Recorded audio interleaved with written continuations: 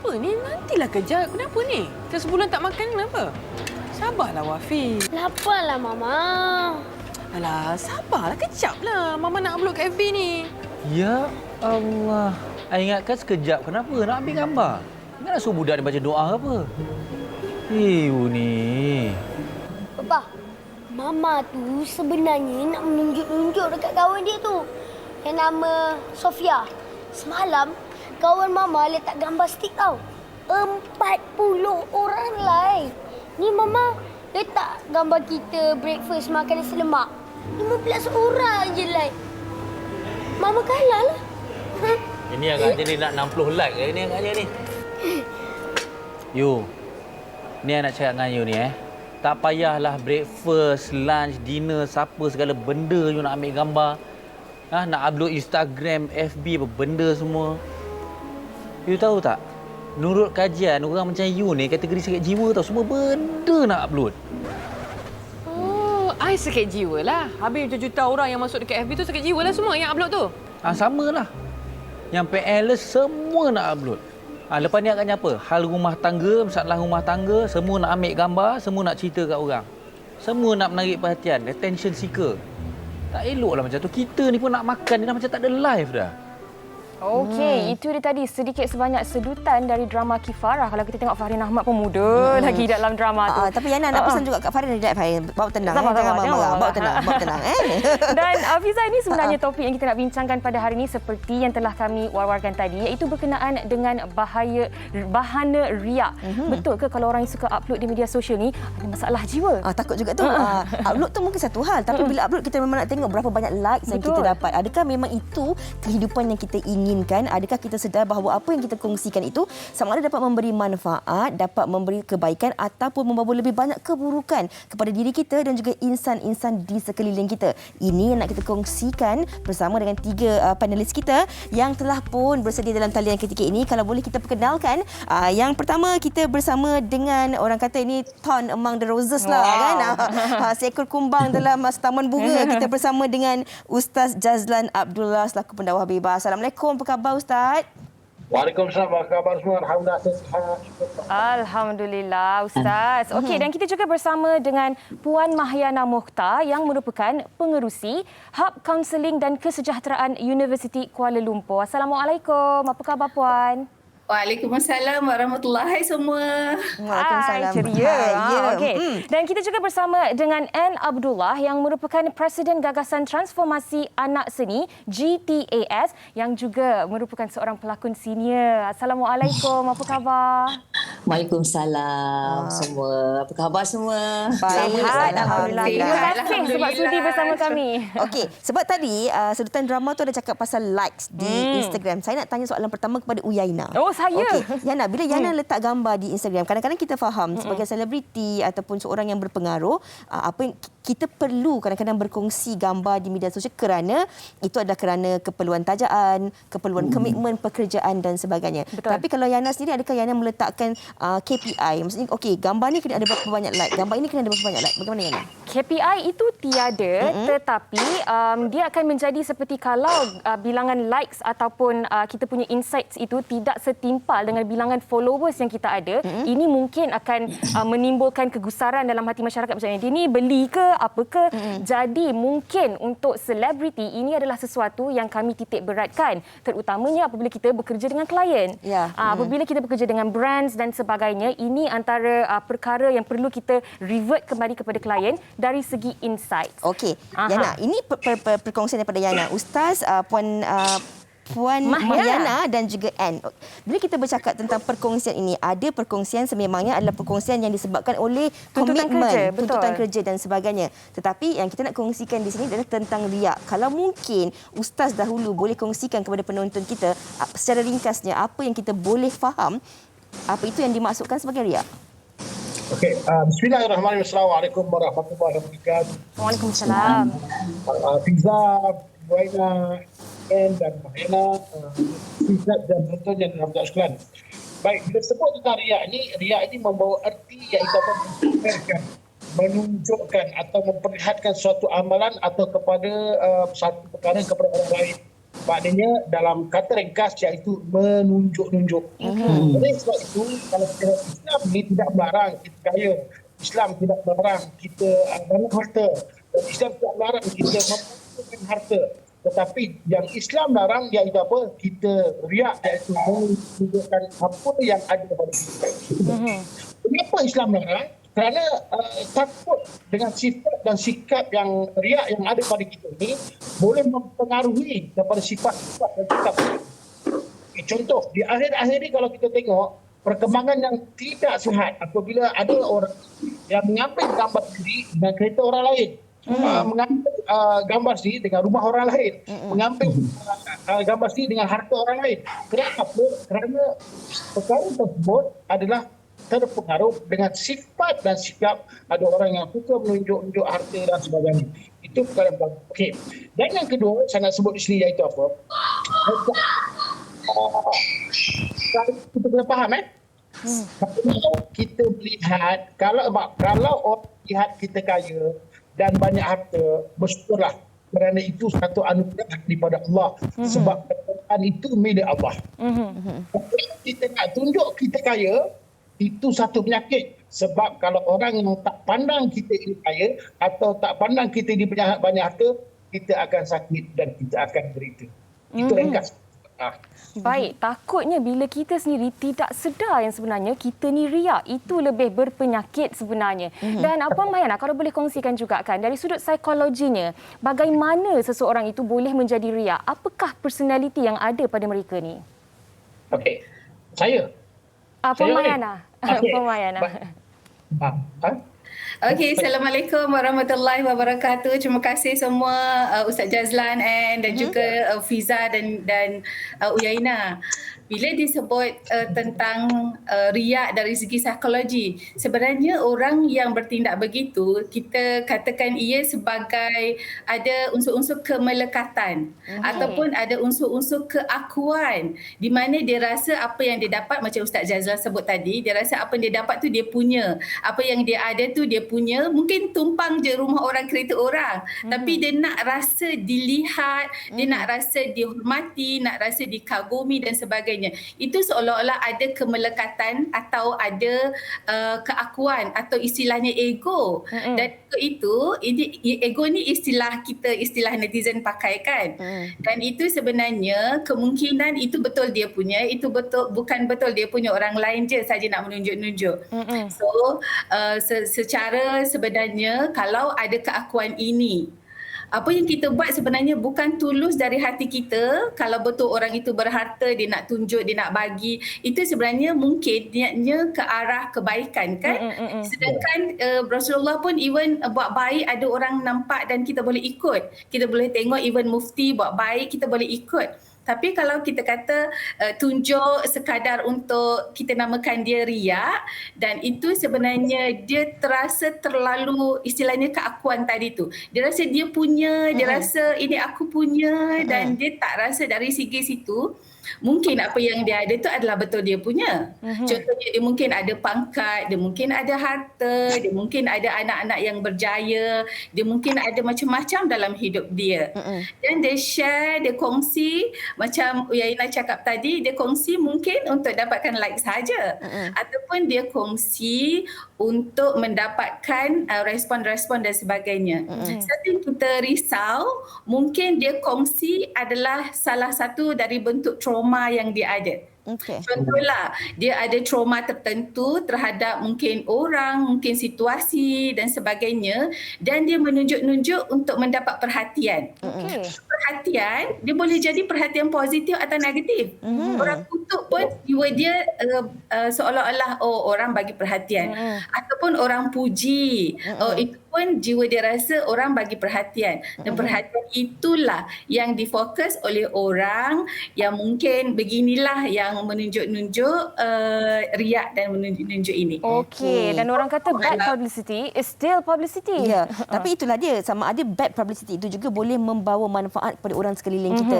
Sebab kadang-kadang tanpa kita sedari apa yang kita kongsikan itu mungkin boleh menjadi satu trauma kepada orang lain juga. Betul. Mungkin boleh menjadi kesan yang buruk kepada orang lain juga. Ini kita nak tanya kepada Anne. Kalau kita lihat Anne, hari ini landscape kehidupan kita dah berubah. Satu ketika dahulu, ketika beberapa tahun dahulu kita tidak sentiasa 24 jam bersama dengan media sosial. Tapi hari ini kehidupan kita ini memang dipenuhi, didampingi dengan era digital dan juga media sosial. Bagi Anne sendiri, adakah Anne sendiri sebagai seorang yang senior, berpengalaman, kalau kita lihat hari ini dengan berbeza dengan cara penyampaian ataupun perkongsian hari ini, semuanya dikongsikan di media sosial. Tapi saya kira Anne adalah sedikit berbeza, tidak menggunakan media sosial sebagai satu orang kata kunci utama untuk promosi diri. Untuk promosi diri. Jadi apa yang Anne lakukan sebenarnya kalau kita cakap tentang riak ini? Okey, sebenarnya riak ni macam saya tengok sekarang kebanyakan artis-artis kita banyak, sebab kita ada media sosial masa zaman saya dulu tak ada media sosial tahun 80-an 90-an tu memang tak ada. Jadi dengan adanya platform media sosial ni, mereka menggunakan platform ni adalah untuk tujuan promosi diri sendiri. Tapi kadang-kadang bila mereka promote diri sendiri tu ada yang jadi riak. Maksudnya macam terlalu show off, so jadi saya kalau you all perasan lah, saya punya IG saya tak ada macam tunjuk benda-benda yang tu. Saya akan tunjuk benda-benda yang saya shooting, kerja saya, itu saja. Jadi bagi saya, kalau kita nak cakap pasal riak ni, sebagai seorang selebriti, kita kena jaga etika kita, and tata tertib kita, and personality kita. Jangan kita nampak terlalu murah dekat dalam media sosial. Okay? Kita kena nampak eksklusif. Ini bagi artis-artis yang macam kita orang lah. Macam artis-artis yang baru buat masa sekarang ni, tak salah untuk you all nak tunjulkan, nak promosi diri ke apa, tapi kadang-kadang ada jatuh riak, macam show off, beli barang tu, beli barang ni, and then show off, sebab kita kena fikir di sebelah pihak yang lain. Maksudnya macam mungkin ada pihak yang lain tu mereka tidak mampu. Especially macam kalau kita pergi makan, nak tunjuk-tunjuk makan mewah. Saya ada kawan-kawan yang macam tu. Bila nak makan je nak ambil gambar. Alamak, saya stres. Saya akan cakap straightforward je. Boleh tak jangan ambil gambar? Tak apalah, kita tunjuklah kita makan sedap-sedap. Jangan cakap, because kita makan sedap. Ada orang yang tengok, mungkin orang tu tidak mampu, dia tengok kita makan. Jadi kita akan menyentuh hati dia. Maksudnya dah jatuh dosa untuk kita. Jadi kita tolonglah. Jadi saya minta tak payahlah kita nak tunjuk makan sedap-sedap, nak ambil gambar kat hotel mewah. Kan? That saya rasa sekarang ni terlampau murah sangat. Terlampau murah sangat. Artis-artis kita ni promosi diri ni terlampau murah. Jadilah seorang artis yang promote diri yang orang kata yang ada orang kata ada harga, ada kelas. Janganlah semua benda you all nak share dalam media sosial. Kalau kita tengok orang-orang kaya dekat dunia ni macam Bill Gates semua, tak ada pun dia tunjuk baling duit ke, pijak duit ke. Betul tak saya cakap? Saya rasa mentaliti orang Malaysia ni je, bila kaya-kaya nak tunjuk semua benda. Jadi saya rasa betul tak Ustaz saya cakap? Betul. Kalau saya tengok dekat dunia-dunia lain, mereka tak ada show off apa pun. Kalau mereka show off pun tak apalah. Mereka bukan agama orang Islam. Kita ada satu agama Islam kita yang membezakan kita dengan mereka. Maknanya kita tidak boleh riak, tidak boleh tunjuk. Kadang-kadang bila kita tunjuk makan tu, bila saya nak post, alamak kesian, mungkin ada orang yang tak makan lagi ni. Jadi saya tak boleh. Kecuali kita boleh pamerkan benda tu. Kalau let's say, Kak Anne, saya ada sedikit bantuan yang saya nak bagi pada Kak Anne. Boleh tak Kak Anne bagi bantuan ni on behalf of saya? Dan itu saya terpaksa buat. Saya terpaksa buat, saya terpaksa tunjuk. Betul, ini saya dah bagi bantuan ini kepada mereka-mereka. Sebab saya mewakili mereka.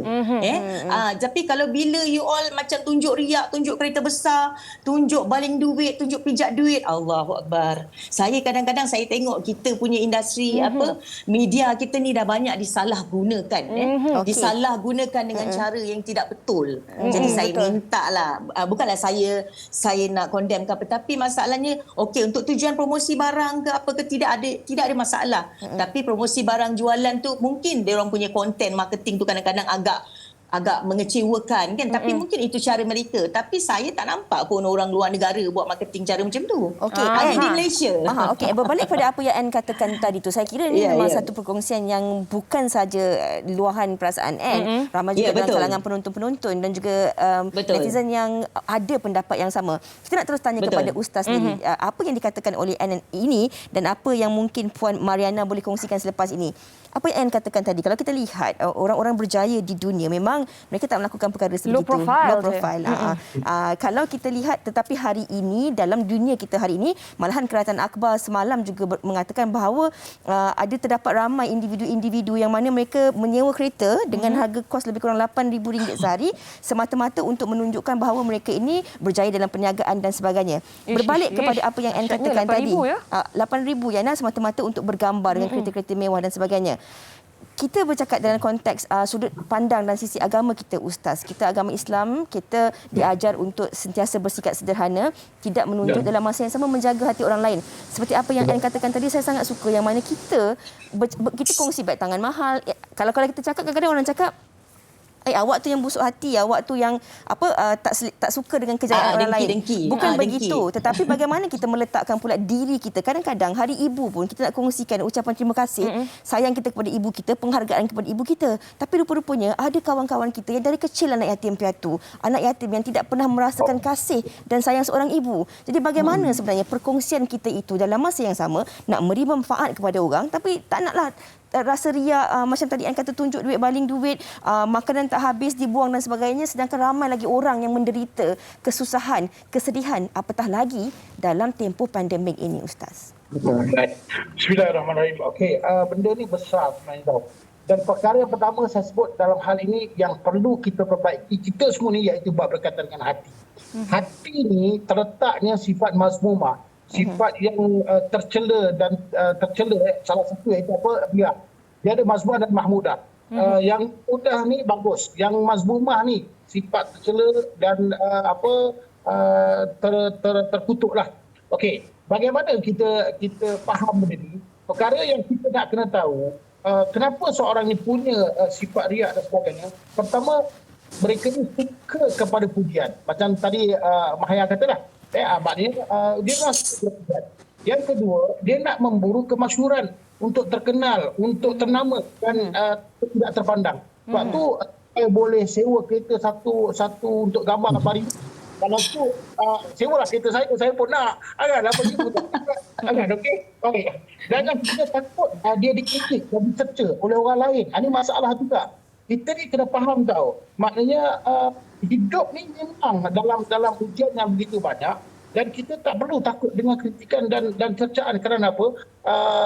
Macam yang saya katalah, 10 orang kita, 10 orang kita, sebenarnya 7 tak suka kita. Kalau 3 orang suka kita tu bonus lah. Faham tak maksud dia? Kita tak tinggal orang-orang. Okey, yang kedua, dia cinta kepada kemewahan. Ini masalah, cinta kepada kehidupan dunia yang nak glamour, akhirnya dia nak orang-orang kayangan. Kita bangsa-bangsa kayangan kan. Banyak, ada tak dua kayangan lah. Dan akhirnya satu yang paling besar, kita lupa, maknanya kita lupa bahawa sesungguhnya akhir kehidupan kita dengan kematian. Bila mana kita tahu hal demikian, kita tahu kita tak ada apa-apa. Harta yang ada pada kita inilah, yang saya pakai ni, yang kita pakai ni, yang ni kita pakai, yang kat rumah, yang apa kereta kita, harta kita berlambak tu, itu semua milik, iaitu waris kita. Bila-bila kita boleh pergi, dan di situlah waktu itu kita tak bawa apa-apa melainkan amalan. Saya nak sedarkan diri saya, berkongsi, mudah-mudahan kita menjadi satu perkara yang paling besar. Buang mazmumah, ganti dengan sifat mahmudah, insya-Allah penyakit riak takabur ni akan hilang. Perhatikan makna kelebihan yang ada pada kita, Allah beri, dan rahmatilah orang yang ada kekurangan yang di bawah kita. Kerana apa? Dengan kita melihat kekurangan orang lain, insya-Allah kita akan terus jadi hamba Allah yang bersyukur. InsyaAllah, amin. Sebab kita kena ingat macam yang Ustaz katakan tadi, semua ni adalah pinjaman. Baik, saya tertarik nak baca satu perkongsian oleh rakan kita di Facebook dari Umi Wahidah Muhammad yang berkata, in my opinion, riak ataupun humble bragging ni berpunca daripada adanya social media. We tend to show everything off on our social media. Lagi-lagi adanya term influencer. Mungkin ini adalah masalah sosial yang kita hadapi sekarang sekarang dengan advancement of technology, kemajuan teknologi dan juga adanya social media. Kalau boleh saya nak tanya kepada Puan Mahyana, kadang-kadang kita bercakap dari sudut riak itu kepada orang yang dikatakan menunjuk itu. Bagaimana pula dari sudut orang yang melihat? Kadang-kadang ada orang berkata, kalau kita lihat sesuatu itu dari sudut yang positif, maka positiflah ini akan jadi. Kalau kita melihat sesuatu itu dari mata yang jahat, evil eyes, dan hati yang cemburu, itu juga adalah sesuatu masalah penyakit jiwa juga, sama seperti riak. Jadi bagaimana sebenarnya untuk kita capai the middle ground ataupun Titik tengah lah. Betul. Tengah-tengah antara tidak riak bagi seseorang yang berkongsi kehidupannya dan orang yang melihat ini juga tidak berasa iri dan cemburu terhadap orang yang berkongsi tentang kehidupannya. Silakan Puan. Okey, terima kasih Yana. Bismillahirrahmanirrahim. Untuk ini sebenarnya kita tidak tahu apa sebenarnya niat kita. Kita cuma andaikan aja dia tu mungkin ada sifat-sifat mazmumah dalam diri dia. Dia mungkin ada sebenarnya niat dia yang baik yang kita tak tahu sebenarnya niat dia yang baik itu. So kita sebagai orang yang melihat ni, saya kira kita yang melihat ni kita boleh tengok dengan mata lebah. Kan mata lebah dia tengok kebaikan di sebalik apa juga yang ada. Kalau kita jadi mata lalat kan, kita akan cari benda buruk je dari orang. So dengan mata lebah sebenarnya apa juga depan kita akan nampak dari sudut positif. Walaupun positif itu cuma 1 dalam 1000. Mungkin ada elemen positif dekat situ. So saya nak sharekan mungkin tips lah yang kita boleh ambil kan. Yang pertama adalah yang terbaik adalah kita nasihat. Dan nasihat ni bukanlah kita boleh bambu dia balik dekat social media. Itu adalah sesuatu yang sebenarnya menimbulkan api kemarahan dan sebagainya. Yang terbaik adalah yang rapat dengan dia. Kita kata orang yang dah ada repo dengan dia. Maksudnya kita dah kenal orang tu, kita dah rapat dengan dia, kita tahu macam mana keadaan dia dan kita boleh minta tolong orang tu lah, tegur dia sebab orang tu paling rapat dan paling faham dia. Kita yang dia tak kenal siapa-siapa entah kau kan.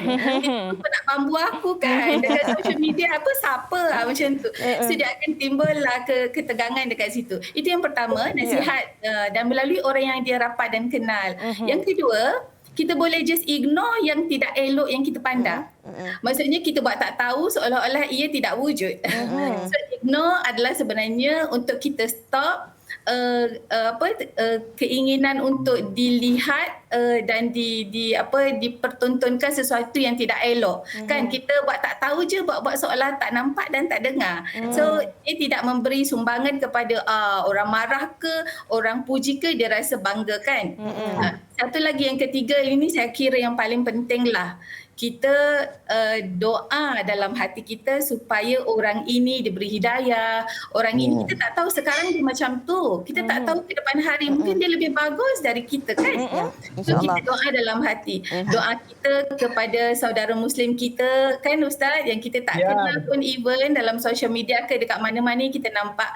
Kita doa tulus dari hati kita moga Allah beri dia hidayah. Allah beri kita hidayah juga untuk lebih baik dari satu hari ke satu hari yang lain. InsyaAllah. Baiklah Puan Yana, itu satu perkongsian yang cukup bagus kan. Sebenarnya bagaimana untuk kita sebenarnya ini juga audit diri kita lah. Sebelum kita nak bersangka buruk terhadap orang lain, kita pun perlu audit diri kita. Tetapi kita nak mencari sesuatu, nak berkongsi sesuatu. Ini di tahun 2021. Kalaulah kita membiarkan perkara ini berlaku, perkongsian yang tanpa batasan, perkara-perkara yang kadang-kala dianggap benda-benda yang silap pun kita ambil titik tengah yang kita beranggapan benda itu tak ada masalah dan juga mudah. Apa akan berlaku dalam tempoh 10 ataupun 20 tahun akan datang kepada generasi kita ini? Adakah ini mereka akan tidak ada lagi rasa malu, mereka tidak akan ada rasa berhati-hati? Adakah mereka akan beranggapan bahawa menunjuk-nunjuk ataupun berkongsi apa sahaja di media sosial ini bukanlah lagi satu privacy? Kalau mungkin Puan Yana nak kongsikan, apa yang kita perlu kongsikan sebagai peranan kita sebagai anggota masyarakat? Okey, untuk yang itu sebenarnya memang kita perlu ada had batasan lah sebenarnya. Apa yang baik, apa yang tidak baik, apa yang bagus, apa yang tidak bagus. Untuk yang ini saya rasa yang paling penting kita kembali kepada kesedaran ataupun dalam psikologi kita sebut mindfulness. Mindfulness. Kita ada kesedaran diri terhadap apa yang kita buat. Jadi kalaulah semua orang ada kesedaran diri atau ada mindfulness terhadap apa yang dia lakukan setiap hari, ini akan jadi satu seolah-olah satu kewaspadaan untuk dia bertindak dan berbuat sesuatu. Dan kalaulah itu dah menjadi isu atau dah jadi macam isu dalam masyarakat, orang bertanggungjawab dalam masyarakat tu perlu tegur lah. Dia perlu main peranan. So macam mana nak meningkatkan mindfulness tu, sebenarnya saya nak tunjuk contoh simple aja. Andaikan kita ini dalam satu triangle ni, kita ada minda kita perlu mindful terhadap apa yang kita fikir.